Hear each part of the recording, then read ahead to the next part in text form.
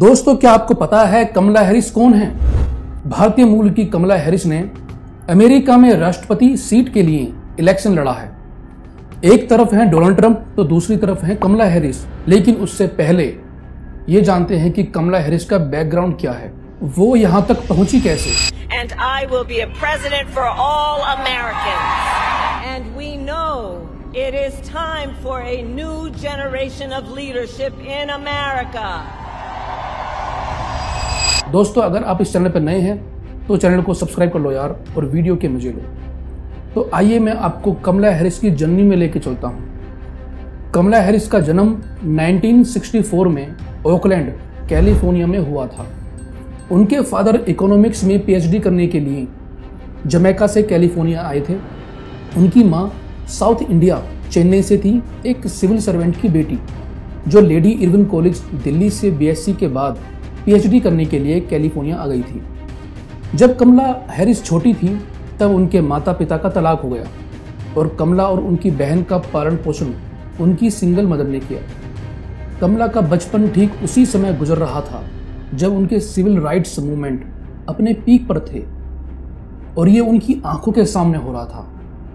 High school के बाद कमला Harris ने हार्वर्ड यूनिवर्सिटी में एडमिशन लिया, जहां उन्होंने पॉलिटिकल साइंस और इकोनॉमिक्स की स्टडी पूरी की।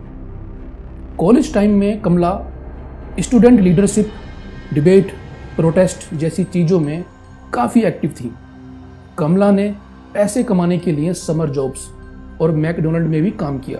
बाद में कमला हैरिस लॉ स्कूल के लिए कैलिफोर्निया लौट आई। यहीं पर कमला की एक्टिविटी बढ़ जाती है। वह अल्मेडा काउंटी डिस्ट्रिक्ट अटॉर्नी के कार्यालय में एक इंटर्न वर्क करने लगी और उसे पहली बार यह एहसास हुआ कि एक सरकारी वकील की भूमिका कितनी ज़्यादा शक्तिशाली हो सकती है। ठीक है, इससे पहले कि हम आगे बढ़ें, आइए प्रोसिक्यूटर वर्ड को डिफाइन करते हैं। ये एक ऐसा शब्द है जिसने कमला हैरिस के जीवन को बिल्कुल ही पलट दिया। एक सरकारी वकील सरकार का वकील होता है। वह क्राइम करने वाले आरोपी या प्रोफेशंस के खिलाफ सबूत और मामला पेश करने के लिए जिम्मेदार होता है और अमेरिका में उन्हें अक्सर बाज के रूप में देखा जाता है। वे अपराध पर शक होते हैं। नॉन वायलेंट क्राइम के लिए भी लाखों लोगों को जेल में डालने की अमेरिका की आदत को बरकरार रखने के लिए वो जिम्मेदार होते हैं। सरकारी वकील कमला हैरिस के जीवन का बड़ा हिस्सा है। इसलिए लॉ स्कूल के बाद हैरिस कैलिफोर्निया में पब्लिक प्रोसिक्यूटर बन जाती हैं।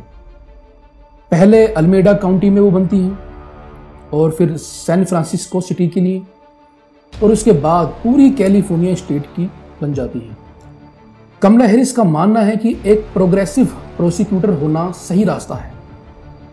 वह क्राइम होने से पहले ही उसे रोकने पर फोकस है और अपने पूरे करियर में ऐसा करने के लिए वह डेटा पर बहुत ज़्यादा स्टेबल है। वो ये सोचती हैं कि क्राइम उन मुद्दों में से एक है जो हमें आसानी से डरा देता है। चाहे आपका राजनीतिक झुकाव कुछ भी हो, हर व्यक्ति सेफ महसूस करना चाहता है। इसलिए हमारी जस्टिस सिस्टम कैसे काम करती है, हम अपराधियों के साथ कैसा व्यवहार करते हैं, इस पर बहुत सारी भावनाएं निर्भर करती हैं।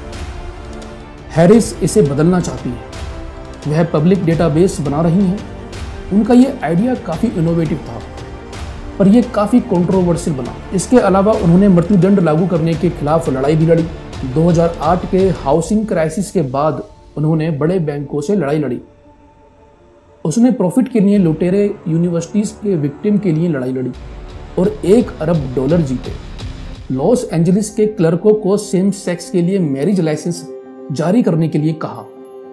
यह भी एक उस समय काफी बड़ी बहस थी। लेकिन हैरिस ने 2014 में कैलिफोर्निया के मौत की सजा को बरकरार रखने के लिए लड़ाई भी लड़ी। क्रिमिनल जस्टिस रिफॉर्म का विरोध भी किया। तो यह एक काउंटर बन जाता है। उसके क्रिटिक्स और उसके फैन इस बात पर बहस करते थे कि वह सिस्टम में कितनी प्रोग्रेसिव या एग्रेसिव रहेंगी। कमला हैरिस की सीनेट और राष्ट्रपति के लिए उम्मीदवारी। 2016 में हैरिस ने कैलिफोर्निया की अगली सीनेटर बनने के लिए चुनाव जीता। अब हैरिस एक प्रोसिक्यूटर प्रोफेशनल लीगल फाइटर हो गई और अगले कुछ सालों में उन्होंने ट्रंप कैबिनेट के ऑफिसर्स और नॉमिनीज से सीनेट के सामने पूछताछ करने के लिए अपने एक्सपीरियंस का उपयोग किया। लेकिन जल्द ही उन्हें डेमोक्रेटिक उम्मीदवार टिकट के लिए फोन आता है और उपराष्ट्रपति पद के लिए इलेक्शन लड़ने का मौका मिलता है और जो बाइडेन और कमला हैरिस ने 2020 में व्हाइट हाउस जीता। जो बाइडेन की सरकार में कमला 4 साल उपराष्ट्रपति रहीं।